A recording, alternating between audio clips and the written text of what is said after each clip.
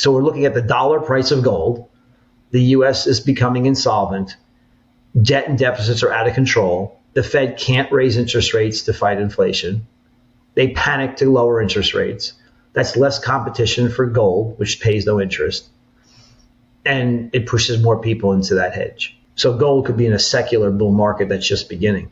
I don't care if it's overbought. I don't care if it pulls back 10% or 15%, 20%. I don't care. I mean, it's not nice to see. It's not going to make me happy. But I'm looking at long-term secular trends, and the trend is much higher, in my opinion. Driven by factors such as geopolitical tensions, U.S. Federal Reserve rate cuts, and an increase in gold reserves by global central banks, analysts predict that gold prices may continue to rise. The current landscape indicates that, despite the Fed's 50 basis points rate cut this year, another 50 basis point cut could occur in November or December, along with anticipated cuts of 100 basis points in 2025 and 50 basis points in 2027-2026, totaling a potential 250 basis points reduction. While gold prices have already exceeded $2,600 per ounce, reflecting some anticipation of this year's 100 basis point cut, the expectation of a full 250 basis points cut is likely not yet fully priced in. This situation creates strong momentum for gold prices to maintain their upward trajectory. Michael Pento of Pento Portfolio Strategies highlights a bullish outlook for gold and silver, noting that as confidence in the fiat system diminishes, tangible assets gain value. He emphasizes that the Federal Reserve recognizes the U.S. government cannot sustain $1 trillion in annual interest on its debt, necessitating a reduction in both short and long-term rates. Pento believes the Fed will resort to printing more money, which may lower nominal rates but increase real rates. This could set the stage for a new secular bull market in gold, which he asserts is just beginning. Under the global fiat currency regime, there have been two secular bull markets in precious metals, from 1970 to 1980, and from 2001 to 2011. The gains in the 1970s were significantly more dramatic than those in the 2000s. Using daily closing prices, gold skyrocketed 2,300% in the 1970s, compared to just 648% in the 2000s. Similarly, silver surged 3,540% in the 1970s, while its gain was only 1,106% in the 2000s. Although the 1970s experienced high inflation, the real-term gains from that decade still far surpassed those of the 2000s.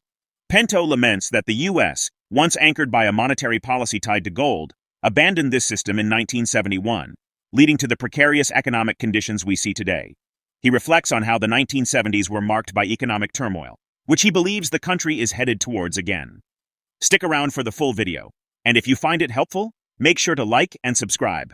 We're excited to see more of you joining our community, with only 11% subscribed so far.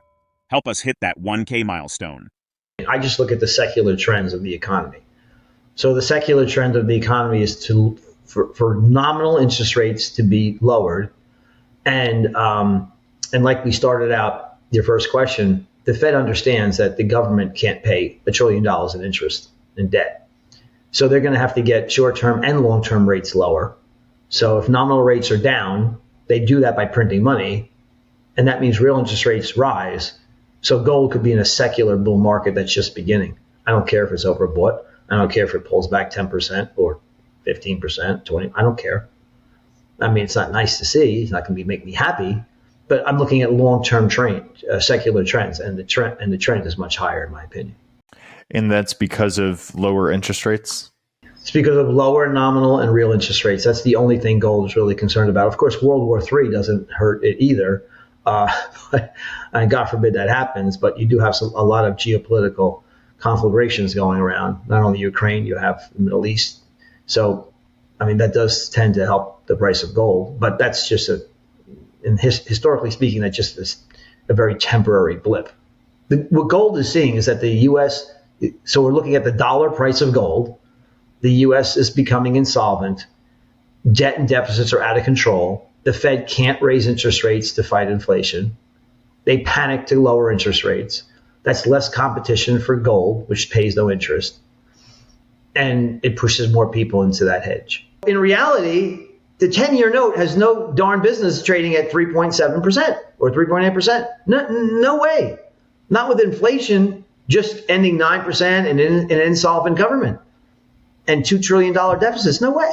So without the Fed's balance sheet being, now $7 trillion, And without the Fed's put out there, interest rates would be much higher, which would bankrupt the country because we have so much debt. So the Fed has to print money, but if the Fed prints money, you get inflation, and that means bonds have to rise. Bond yields have to rise. So it's catch-22. And that's what happened. This is not a new phenomenon. This is what happened in every country that has went bankrupt in the past, which you print money to make the debt solvent, which causes inflation, which causes interest rates to rise. So you have to print more money, causes hyperinflation, and you destroy the economy. That's where we're headed, unfortunately. And I never thought that, when I was a kid, I first got in this business in 1991.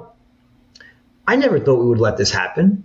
But we were supposed to be a country that tied our monetary policy to gold. That was destroyed completely in 1971. I'm old enough to remember 1971. Not really. I was only 8 years old, so I wasn't watching Tricky Dicky back then and closing the gold window. But I remember how terrible the 70s were. The Federal Reserve was established in 1913 with a singular purpose: to protect the value of the U.S. dollar by controlling inflation and preventing a decline in its buying power. Other objectives, such as maintaining full employment, are seen as artificial and illusory.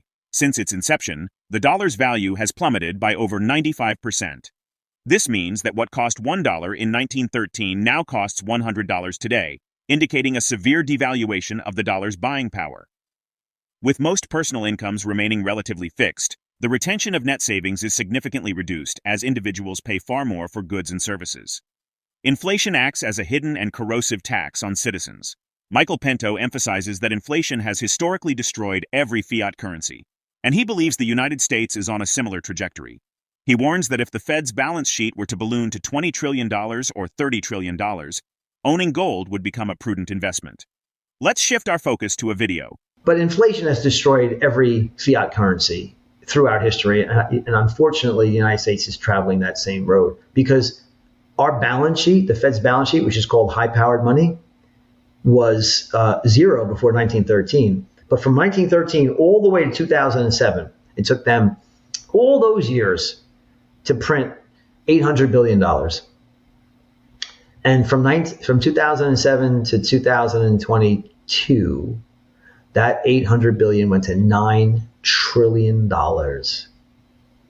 Zimbabwe would almost blush. $9 trillion of high-powered money, which is, well, why do we call it high-powered money? Because it's physical currency and coins in circulation plus Fed credit, which is the building blocks of all money. It goes into the banks, and the banks use those reserves to create loans and to buy bonds and to expand the money supply. That happened in the United States. That happened. And unfortunately, I think it's going to happen again. And imagine if the Fed's balance sheet goes to $20 trillion, $30 trillion. And you don't want to own gold? I don't use curse words, I try not to do that. But I'll just say, I'll call it Bitcoin. I'll be kind. Bitcoin, if Bitcoin can go to $63,000 a unit, then why can't gold go to a few $1,000s an ounce? Because, and I don't know why I went down this road. You have to forgive me. But, gold, AU, comes from exploding stars. And it's an element in the Earth's crust. It's very limited. And you can't create any more of it. It can't be created. Okay? It's beautiful, and it's virtually indestructible, and it's extremely rare. However, cryptocurrencies are based on blockchains, which there are unlimited numbers of blockchains that can be created, where this ledger, digital ledger, where a coin can ride along. So they're not unique.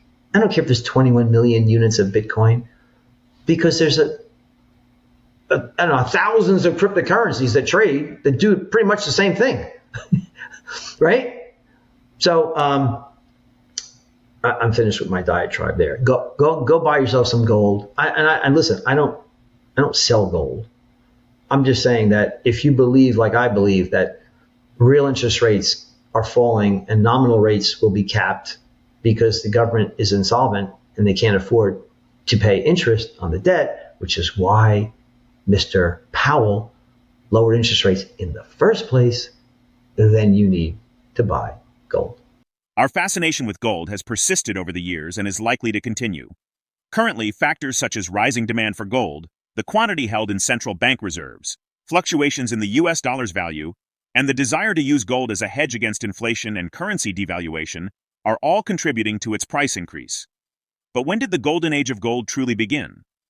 A retrospective on the 20th century reveals significant price variations, from the era of the gold standard to today's health crisis.